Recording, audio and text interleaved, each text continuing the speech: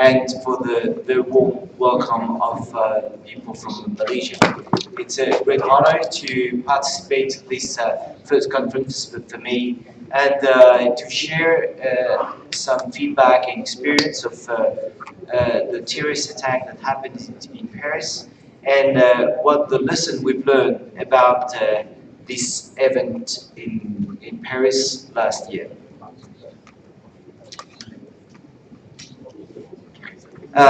Unfortunately, we have in Paris a long story of bombing and terrorist attack.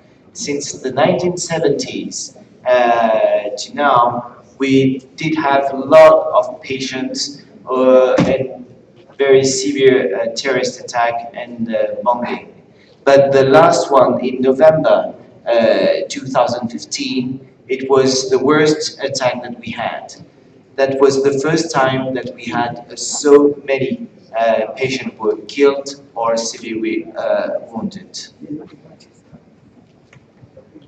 Here is the organization that we have in Paris. We have the fire brigade there in Paris, and we have the SAMU, is the dispatch center, with the pre-hospital setting when we have doctors in the ambulances. And in this region of Paris, we do have inside Paris the fire brigade and the SAMU of Paris. That's the inside Paris, but outside of Paris, in the border, we also have the dispatch center. So that means that the whole France is like that. We cover all of the departments and the region with the dispatch center and the ambulances. As you see on the back of the slide, here are the fire brigade ambulances where they stop, and on the left part and the back, it's the region with all the ambulances of MIQ, intensive care mobile units that we have dispatched in Paris. That's the organization we have. We have a lot of emergency plans, a lot. We have plans for everything. Plans for a huge number of victims, we call it the white plan. We have a lot of plans for mass casualties events. We have the plan for overflow, we have a plan for biotoxic, we have a plan for airport attacks, and we have secret plans also. So we have a lot of plans for that. And we have plans for terrorist attack too. Here is the main organization that we have for a massive mass casualties event in France. When you have events on the side, we send our MIQ, our EMT on the scene. We have a first triage on the scene, bring the patient in the medical advance post, and bring all the patients, and we make a rapid triage for that. And AA is absolute emergencies patients and relative emergencies patients. And when we dispatch after the victims in different hospitals, one of the main things is not to bring all the patients in the main and the very close hospital. So that's why we use the dispatch to bring all the victims in the intensive care units or in the different ED. That's the main organization that we use for these massive plans. But for a terrorist attack, we active the red plan. Alpha red plan is the very fast triage, damage control, scope and treat very quickly and bring the patient directly in the ICU and the OR. That the alpha red plan is to bring all the patient very quickly outside of the scene. Here is the organization of the white plan that we have in all of the hospitals in France. It's similar everywhere. When we have a lot of victims coming in the triage area, we make a rapid triage in the front entrance of the emergency department, make a triage for the absolute emergencies and relative emergencies patients, and we decide who are the patients who need to go directly to the OR or to have to go to the intensive care unit. You will see how this active plan work during the terrorist attack in Paris. So that's how we organize things normally when we have a lot of victims coming in our hospital. That was what we planned. It was not exactly the same during the terrorist attack. Because during the terrorist attack, that was the worst scenario that we would expect. It didn't happen before. We didn't have so many patients and a terrorist attack that day. We didn't have that. So that was the worst scenario that we had. First of all, it started 9:20 during a football match stadium. We have 3 explosions. The 3 explosions was successive 5 minutes and 10 minutes later. And then a few minutes, 5 minutes later, we did have another terrorist attack shooting inside Paris, inside Paris, in a very far away from the stadium. And 10 minutes later, we have another terrorist group shooting in another restaurant in Paris. That means that we have a multi-site terrorist attack. That was the main thing we didn't expect, is to have many places, 3 places here, that we have to organize when you have this kind of attack. The multi-site emergency plans were very important. When we had the first information that we had a bombing attack in the stadium, the chief of the SAMU of Paris, Kali, he didn't send all the ambulances on the same stadium, because we knew that we will have another attack. It should be another terrorist attack inside Paris. So that's why the first bet, it was a very good decision not to send all the ambulances on the same way on the Stade de France. That was a very good choice, because 5 minutes later we did have the other terrorist attack in the restaurant. So they sent the MIQ, the ambulances, with only to make a first triage on the scene. The idea is to send MIQ, to send the ambulances, bring the patients, and keep the patient very fast to the nearest hospital, like the Alpha Red plan was. The specific problem that we had is you have a huge number of victims by shotgun injuries, on the injuries of skull, thorax, a lot of impacts. The main thing we knew that the terrorists were still shooting, that you send in ambulances, you send your doctors, you send your nurses in the field, but you know that you still have terrorists inside Paris that are still shooting with Kalashnikov, with war guns. So that means that we have a lot of unsafe zones to treat the patients. And we have many places we didn't know where we have to send our ambulance, because many victims were everywhere with the terrorists also. So that means it was very hard to have an access to the victims. And the last, but not the least, we did have the hostages in the concert hall. That means that we will have another victims in this area. That's a nice slide from Pierre Carly from the SAMU of Paris. He called it the camembert, the French cheese from famous cheese we have. So we cut Paris in 3 parts. The north is in charge of another SAMU, west and east part. Inside the circle of Paris, it's the SAMU of Paris. The dispatch center, he's in charge of what happens inside.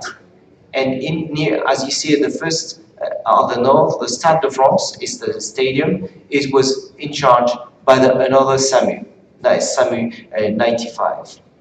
The other part of of Paris was in charge. So this kind of organization, it's a pre-organization that we planned before to say that every single part of Paris are in charge by different dispatch center.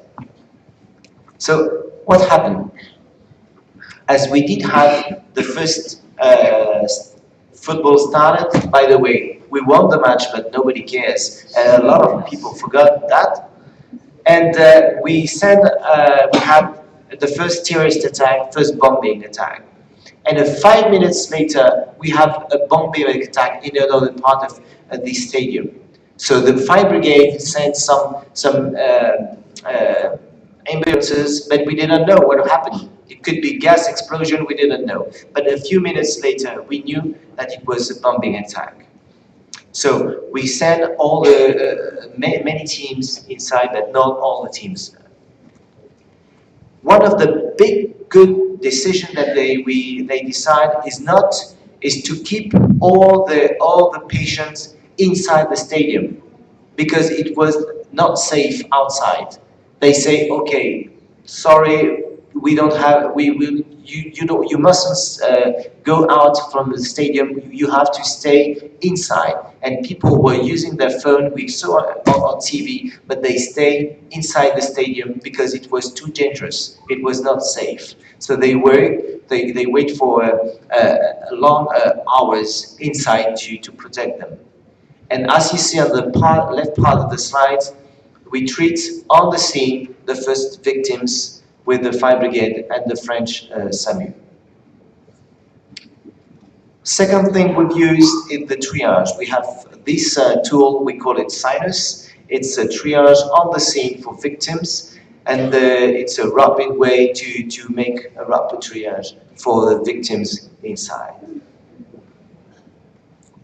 And the Bataclan concert hall, that was the worst scenario that we had, because we didn't know that we have a lot of hostage and the terrorists were shooting inside. So what happened? On the left part of the slide, you see that we did have in the concert hall an explosion with the hostages, and the terrorists were inside with all the victims and were still shooting. But we couldn't go inside. So we sent a lot of teams, fire brigade and MIQ outside, but it was not a safe zone because all the terrorists were still shooting. So which creates outside and not far from the concert hall to medical advance force for severe and light victims. The problem is when you send that is many patients were left the concert hall by themselves. So we call it the nest. Many victims were outside of the concert hall, were very severe wounded, but we couldn't have any access to the victims. And the problem, many of them go by themselves to the nearest hospital. So the very near hospital was really very busy at the beginning because they had very serious lesions, but because they can walk, and the others were waiting and was shooting. We sent our ambulances, but in many places of Paris, we did have the information that the terrorists was still shooting with Kalashnikov. That means that was not safe zone for your teams. And the last but not the least, we have the information that the two terrorists were still inside the street of Paris. So we didn't know where they were, and we were afraid that they still have bombing with them. So on the scene, it was a very pre-hospital damage control that we've done. Usually we treat patients, and that it was a very, very fast way. First point, extraction to the safe zone of the victims. Control hemorrhage, using tourniquets and compression. Maintain blood pressure, just 60, and using tranexamic acid. We use that very quickly to control the bleeding, control the hypothemia, avoid intubation, control airway very quickly. And the main thing is we have to go to the fastest way, the very fast to the nearest hospital, for the very good hospital, in the less than 1 hour, to bring the victims in the OR. The patient will be saved by the surgeon. So the main objective, all the patient we treat directly to the surgeon in less than 1 hour. By the way, outside of the concert hall, we create the advanced medical post. We have a light and severe. For the severe, it was a French resident, and the light was a Japanese resident. Here are the French SWATs. We have doctors, emergency physicians. They work with the SWAT. That's a tactical emergency physician. They are with the SWATs. They are inside. So these SWATs they came inside the concert hall, and the doctors were behind, just working and treat the victim, because the main victims were inside the concert hall. So they have almost 10 people were killed and 100 were wounded, and many were injured. So here are how they worked. Coming in with the SWAT team inside, the terrorists were still shooting, and they were just keeping the patient and removing by very fast control of the victims with using tourniquets and extracting in the safe zone the patients.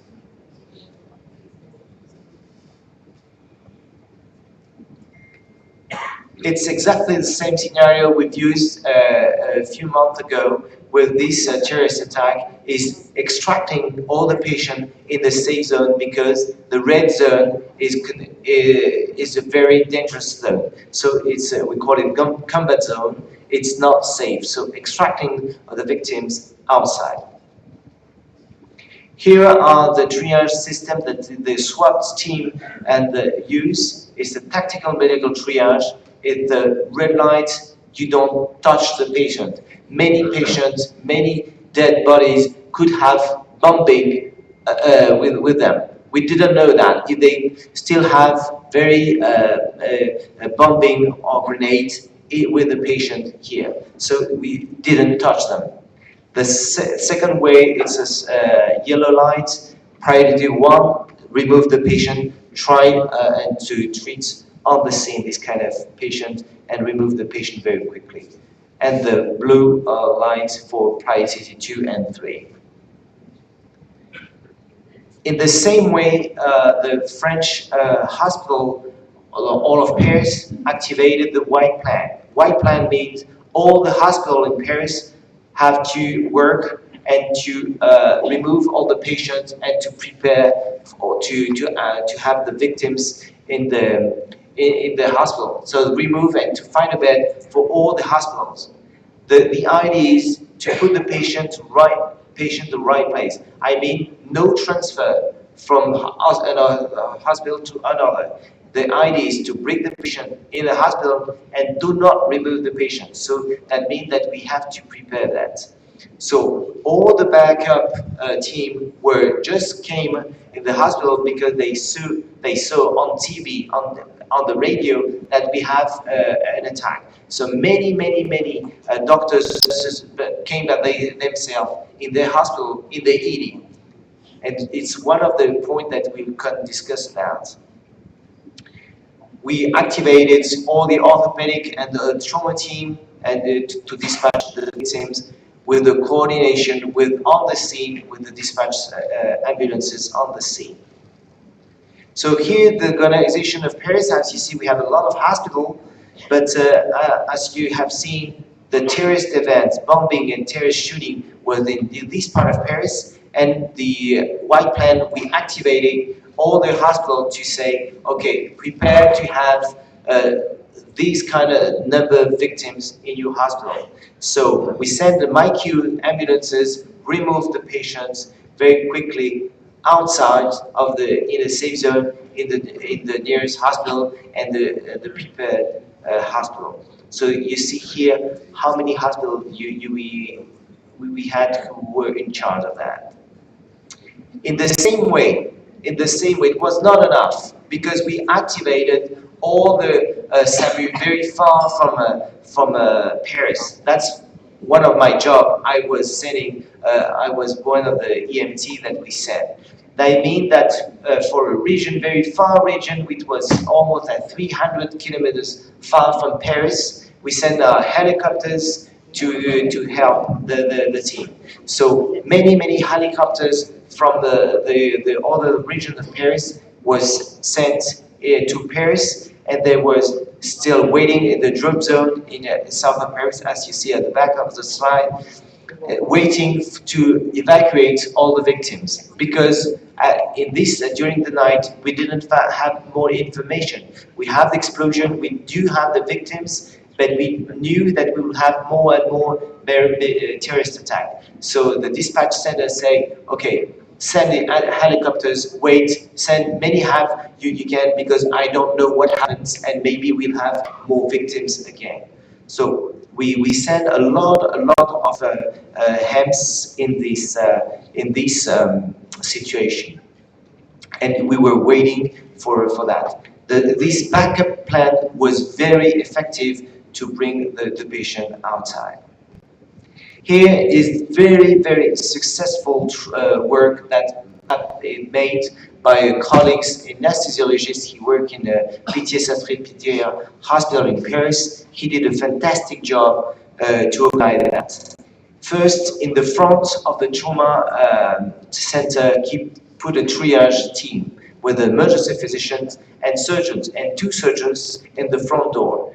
This team, they were in charge and decide who are the patient who needs X-ray or CAT scan if they don't have to go directly to the OR. In this OR, they have a trauma leader and have 10 teams, surgeons, residents, nurses. They were ready to treat the patient, and they are in charge. And in this region, we have also 10 teams too, with anesthesiologists and surgeons in the way. So that means that this hospital will really gave a great job, because they have 50 patients during this night coming, very severe lesion, to treat this kind of patient very quickly. As you see, we had the trauma leader inside the ED. He was very connected with the trauma leader inside the OR. So these 2 leaders have the connection together to say, okay, are you ready to bring this patient? We can send it another way.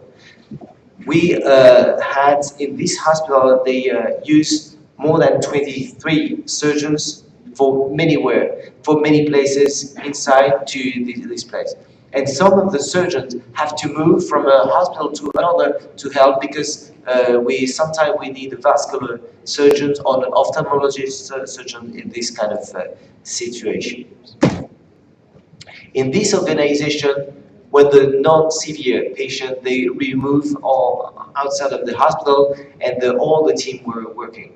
By the way, we did have a funny situation with some physicians who were just the tourists. They came and you need help, we could help, and they came, but they all in the ED to help. And many hospitals were busy with that, because many people wanted to help. Here is the number of absolute and relative emergencies that we have. As you see at the right part of the slide, that was the main hospitals who were taking charge these absolute and relative emergencies. As you see, a few hospitals were really very busy. The others were not. And that was the main thing they argue. They say, why didn't you send us more victims? We were ready for that. And the chief of the head of Paris, SAMU Paris, they no, you are here at a backup, because we don't know if we will have more victims. So you have to wait that maybe we'll have more victims. So wait. So that means that the very busy hospital, just like Pitié-Salpêtrière, Saint-Antoine, and the very close hospital in Paris were very busy. The others were just as a backup. Because you have to treat the victims, but you have also to take care of all the other patients, because during this night we have an acute MI, and you have all the victims too. Here, the lesson we've learned. How do you see on this picture, the staff they are not sleeping. They are protecting the victims, because the terrorist was still shooting. And these, the staff, they were on the patient to protect them. So the question we've learned is pre-hospital EMS on the scene. When do we have to activate the multi-site plan? When do we have very early the backup plan? And when do we need scene to evacuate? We need to organize and rethink the triage system, and we need to perform the communication. That was the main thing we've learned. The other thing, we have, of course, many positive points. We were very proud of that, and things that could be better is very early activation of the white plan, maybe change our triage system to a military triage for that, code alert. It was not necessary for this kind of patient, because all the nurses and physicians saw the TV, so we didn't have to call them. They came by their own in this situation. Maybe we could have immediate blood bank for massive victims for this kind of situation. We had the French system, very funny French way. We have some initiative, very funny, because it was very helpful to use. Now we use that a very short packing bags with us to treat patient on the scene. And it's identification with colors inside the ED. So teams with different colors were really helpful. Some experience what we share is to have these trauma leaders, trauma team is with this kind of color was really helpful. Lesson learned from the tactical emergency physician triage, that maybe using the inflatable stretcher on the scene and changing the triage system for a very military triage were really helpful. I can show you for a few minutes. I have some video about the victims, and the main thing is to prepare. Is to prepare, because we know that we scare about that. Because the next scenario could be a terrorist attack on our schools, and so that's what we train another way. So maybe we could implement new scenario.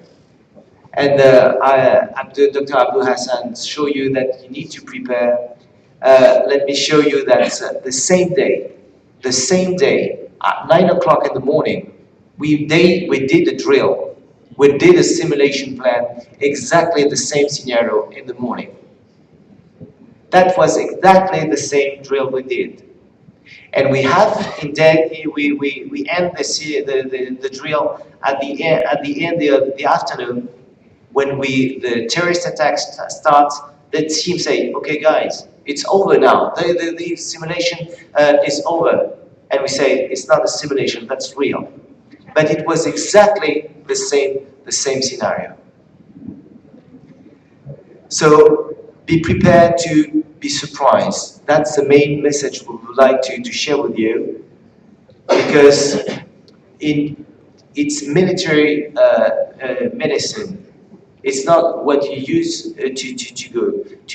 to work usually.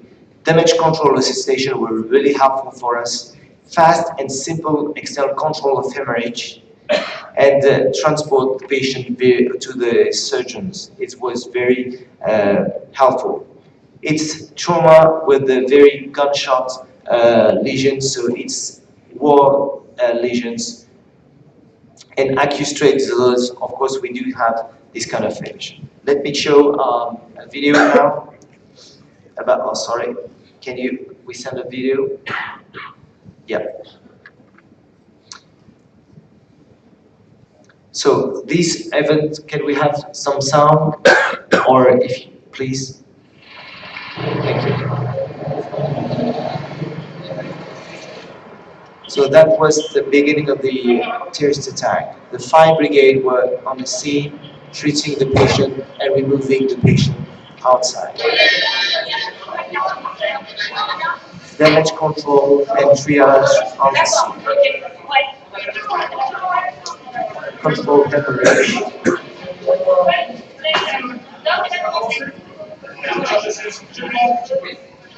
Evacuate pneumothorax on the scene. In other streets in Paris, Rue de Charonne, we were surprised that we have the TV team on the scene, and that the fire brigade were on the scene. So they are running to have the information about that they are coming, that the first to be on the scene and say they shoot on the Kalashnikov. It's a mess. They shoot everywhere. There are more than 30 victims on the floor. Try to command the center. And then they say, is the nearest hospital is Saint Antoine Hospital. One of the main victims were sent in that. That's a medical advance post, and we treat the patient on the scene. They say, hold on. Emergency and the absolute emergencies on the scene. The first triage on the scene. So they asked the police to secure the zone because it's not safe. They say, please make a very secure zone outside of that. That terrorist attack is serious. If somebody can help us to treat my friend. Say, okay, you two, to bring very fast all the victims outside.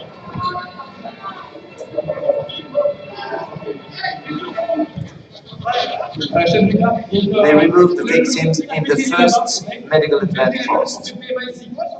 Say we create the advanced medical post here.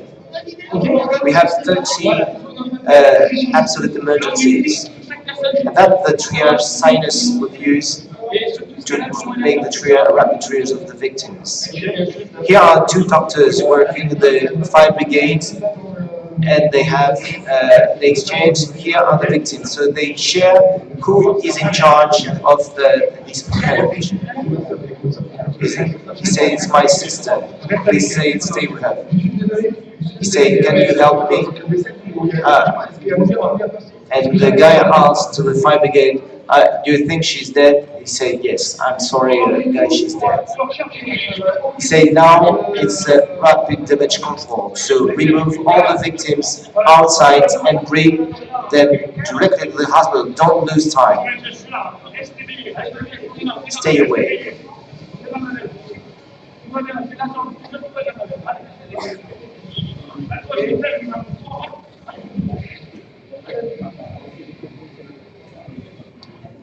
And the Bataclan concert hall, that's the main part. So they create medical advance post, as I told you, damage control of the scene, and evacuate and secure the places.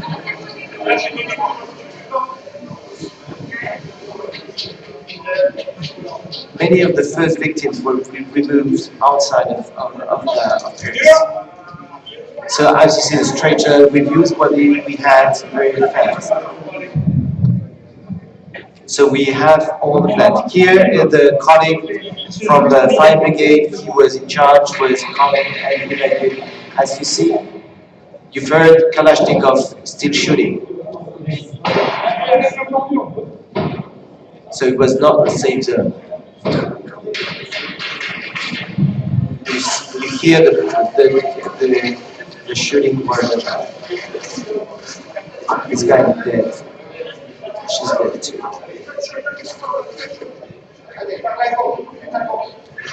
And police didn't have the information that we have to secure to be sure that it was no terrorist going outside of the Bettencourt concert hall.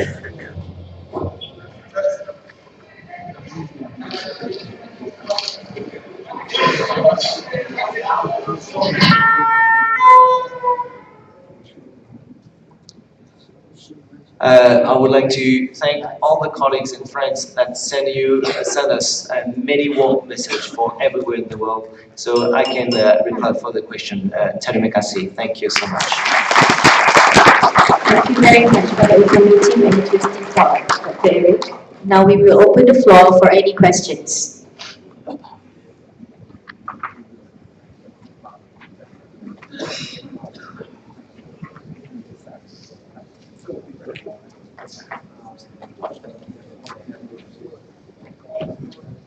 Good morning, Dr. Eric.